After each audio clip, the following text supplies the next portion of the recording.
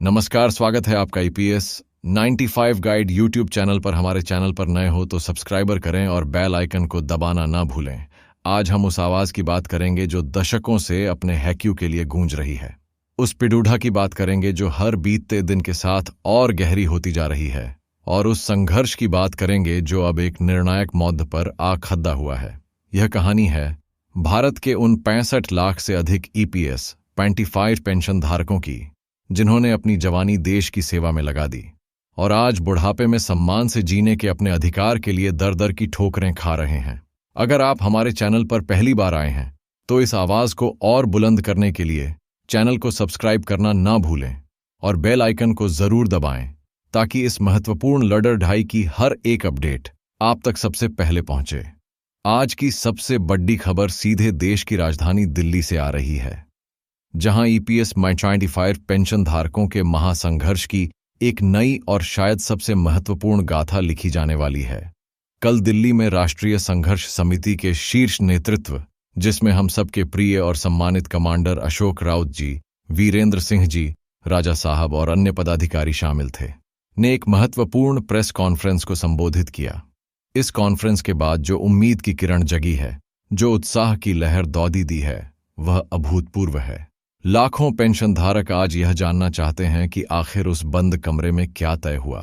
Commander Ashok Raut जी ने ऐसा क्या कह दिया कि वर्षों से निराश आंखों में फिर से चमक लौट आई है।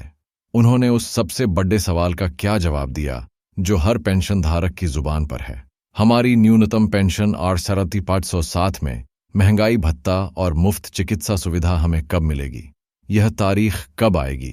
तो मैं देश के कोने कोने में बैठे अपने सभी सम्मानित ईपीएस 95 पेंशन धारक माताओं और पिताओं को यह बताना चाहता हूं कि धैर्य की गड्ढियां अब समाप्त होने की कगार पर हैं।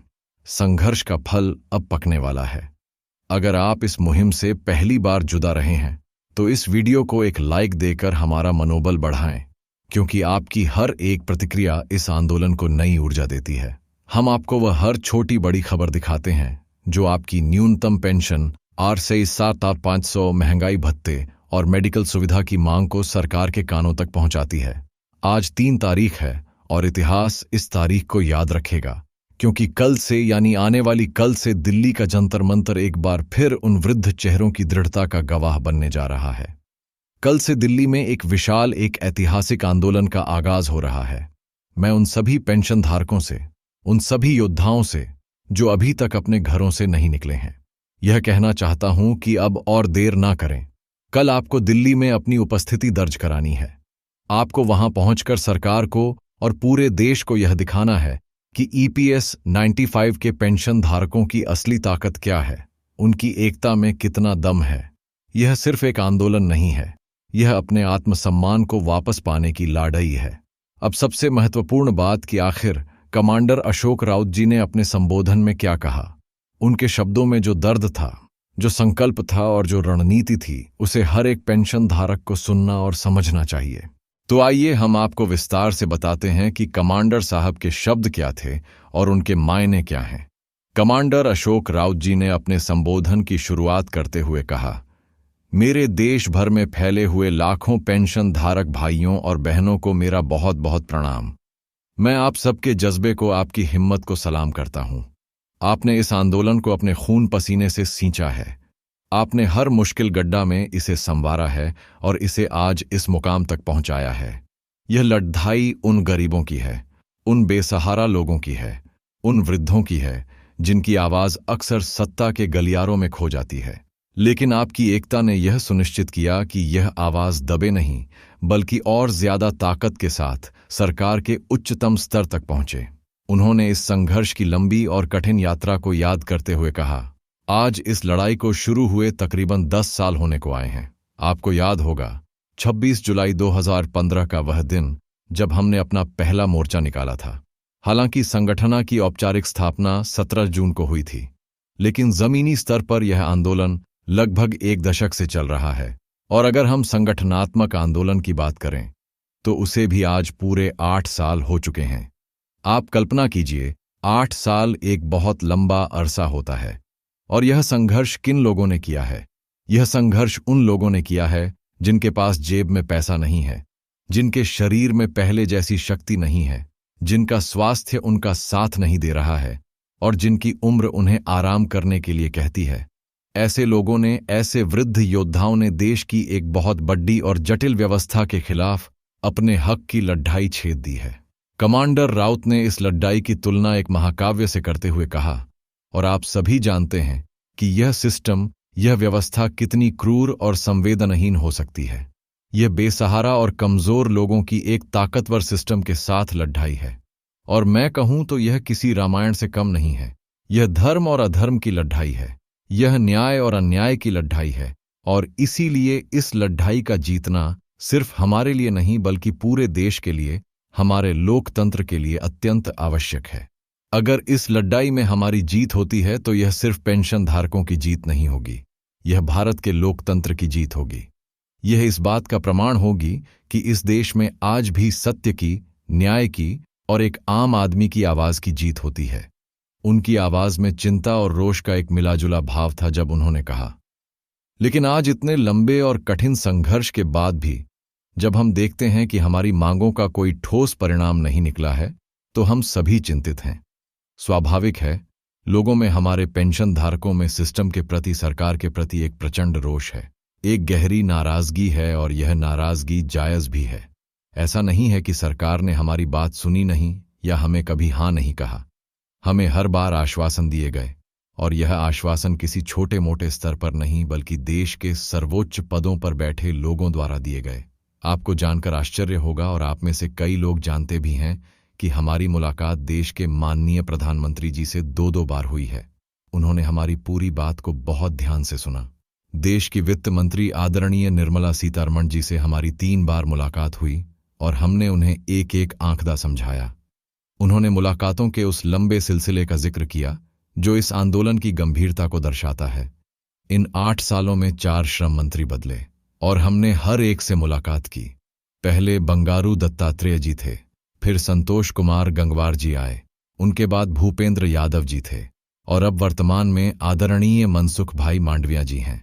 हमने चारों श्रम मंत्रियों के सामने अपनी बात रखी, उन्हें पावर पॉइंट प्रेजेंटेशन के माध्यम से यह समझाया कि हमारी मांग क्यों जायज है और इसे पूरा करना क्यों जरूरी है।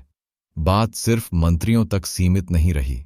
हमने नौकरशाही के उन सबसे बड़े अधिकारियों से भी मुलाकात की जो सीधे तौर पर इस मामले से जुड़े हैं, चाहे वह कैबिनेट सेक्रेटरी हो, एक्सपेंडिचर सेक्रेटरी हो, फाइनेंस सेक्रेटरी हो या फिर लेबर सेक्रेटरी हो।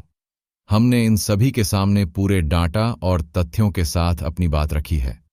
हमने उन्हें पावर पॉइंट प्रेजेंटेशन दिए हैं, और सबसे महत्वपूर्ण बात यह है कि हर एक मुलाकात में हर एक अधिकारी ने प्रधानमंत्री जी से लेकर सेक्रेटरी स्तर तक इस बात को माना है, इस बात को स्वीकार किया है कि हाँ, यह समस्या बहुत गंभीर है और इसका समाधान निकालना अत्यंत आवश्यक है। सभी ने माना, लेकिन समाधान आज तक नहीं निकला। कमांडर राउत ने एक और बहुत बड़ और महत्वपूर्ण जानकारी साझा की जो इस आंदोलन का सबसे मजबूत स्तंभ है। उन्होंने कहा, इसके बाद मैं आपको एक और बात बताता हूं। पार्लियामेंट की जो स्टैंडिंग कमेटी ऑन लेबर होती है, जो श्रम मामलों की संसदीय स्थायी समिति है, उसने हमें आधिकारिक तौर पर पार्लियामेंट में बुलाया। हमारी गवाही ली गई, हमसे सबूत मांगे गए। हमने कमेटी के सामने अपनी पूरी व्यथा, पूरे तथ्य और सारे दस्तावेज पेश किए, और हमारी गवाही और सबूतों के आधार पर उस संसदीय समिति ने, जिसमें सभी दलों के सांसद होते हैं, अपनी रिपोर्ट में यह सिफारिश की है कि भारत सरकार को इस पेंशन योजना में अपना अंशदान, अपना कंट्रीब्यूशन बढ़ाना चाहिए।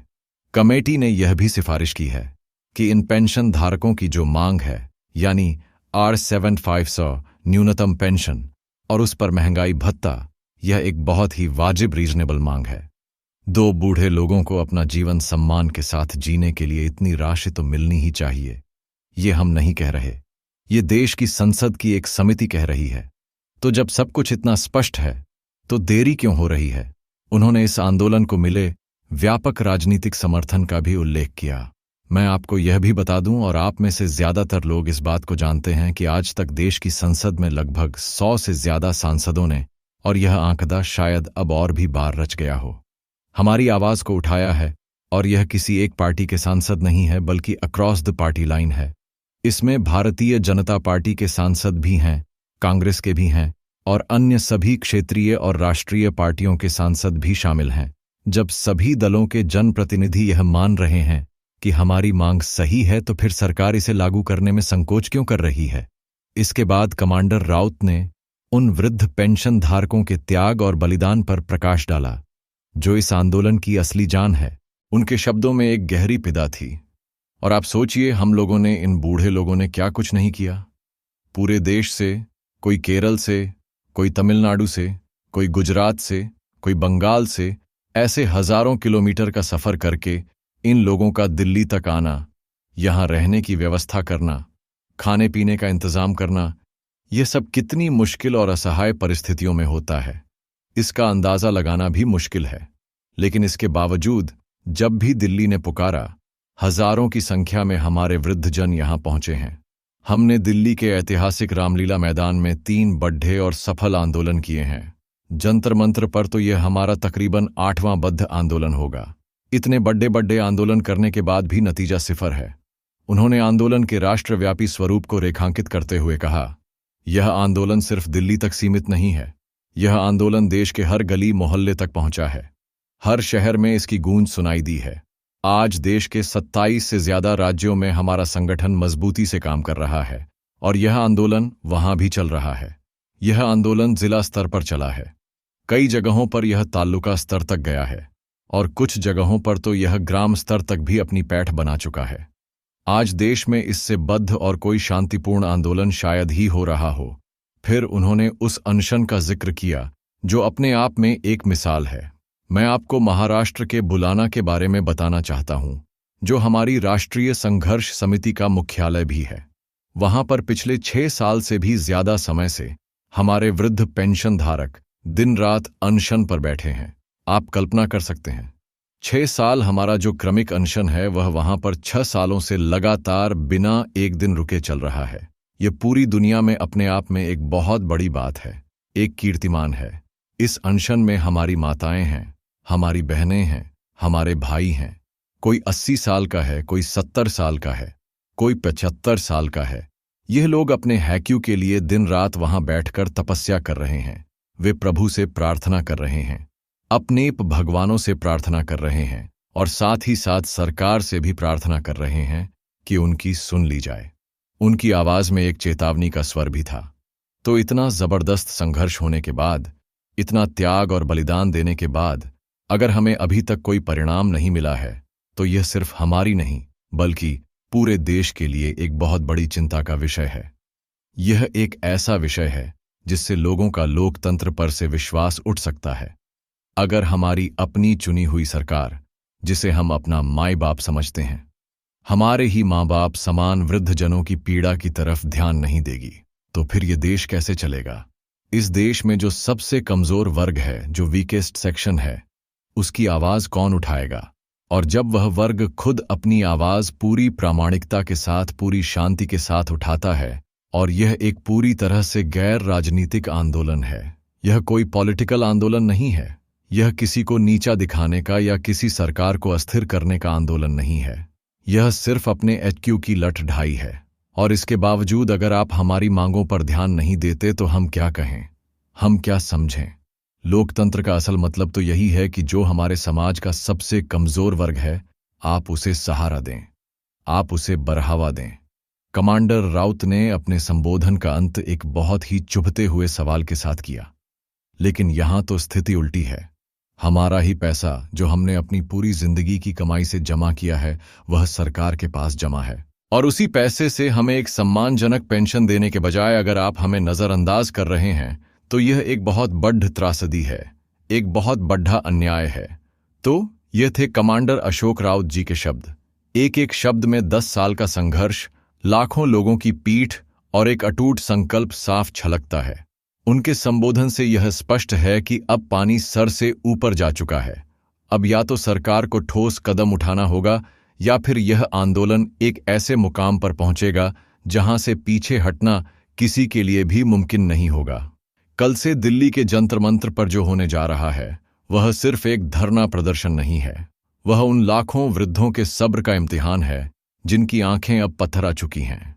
यह सरकार के लिए भी एक अवसर है कि वह अपनी जिम्मेदारी को समझे और उन लोगों को उनका हक दे जिन्होंने इस देश को बनाने में अपना सर्वस्व न्यौछावर कर दिया। एपीएस प्राइम की टीम भी कल जंतर मंतर पर मौजूद रहेगी और आपको इस महा आंदोलन की पल पल की खास खबर देती रहेगी। हम एक बार फिर आप सभी से अपील करते हैं कि इस आवाज को कमजोर ना पड़े दें। इस वीडियो को ज्यादा से ज्यादा शेयर करें ताकि यह देश के हर नागरिक तक, हर जिम्मेदार अधिकारी तक और सरकार के उच्चतम स्तर तक पहुंचे, क्योंकि यह लड़ाई सिर्फ 65 लाख पेंशन धारकों की नहीं है। यह लड़ाई न्याय की है, यह लड़ाई सम्मान की है और यह लड़ाई हमारे लोकतंत्र के भविष्य की है। अब देखना यह होगा कि सरकार का अगला कदम क्या होता है। क्या वह कमांडर अशोक राउत जी की इस मार्मिक अपील और चेतावनी को गंभीरता से लेती है? क्या वह संसदीय समिति की सिफारिशों का सम्मान करती है? क्या वह उन लाखों वृद्धों के आंसुओं को पचने के लिए आगे आती है, या फिर आश्वासनों का एक और दौर चलेगा? इन सभी सवालों के जवाब हमें आने वाले दिनों में मिलेंगे। लेकिन एक बात तय है, ईपीएस 95 के पेंशन धारक अब और इंतजार करने के मूड में नहीं है। आप जुड़े रहिए ईपीएस 95 गाइड के साथ। हम आपको विश्वास दिलाते हैं कि हम इस लड़ाई में आपके साथ खड़े हैं और आपकी आवाज को हमेशा बुलंद करते रहेंगे। बहुत बहुत धन्यवाद। जय हिंद, जय भारत।